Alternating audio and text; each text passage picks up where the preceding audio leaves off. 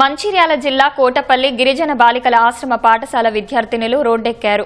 PO madam రావాలి అంటూ నినాదాలు చేస్తూ నిరసన తెలిపారు.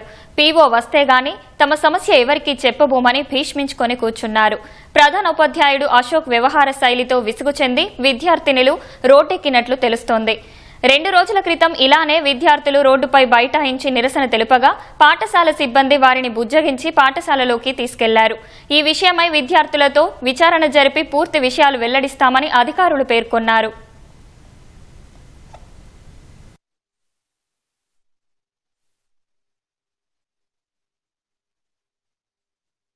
ఇక్కడ చాలా ప్రాబ్లమ్స్ ఉన్నాయి సార్. మేము చాలా సఫర్ అవుతున్నాం. మాకు పీఓ మేడం రావాలి, వచ్చేదాకా ఇక్కడనే ఉంటాం సార్. Personal problem sir. మేము పీఓ మేడం వస్తేనే చెప్తాం. అన్నం తిన్నాము, ఇక్కడనే కూర్చుంటాం, చదువుకోము. మా మేడం వచ్చే వరకు ఇక్కడనే ఉంటాం సార్. మేము మేడం చెప్పిన తర్వాతనే వెళ్తాం సార్. మేడం వచ్చి ఇక్కడికి రావాలి, మేము మేడం వచ్చే వరకు ఇక్కడనే ఉంటాం సార్. నిన్న వస్తా అన్నారు, మొన్న వస్తా అన్నారు, చూసుకుంటూనే ఉంటున్నాం సార్. అందుకే ఈ రోజు ఇక్కడికి వచ్చాం.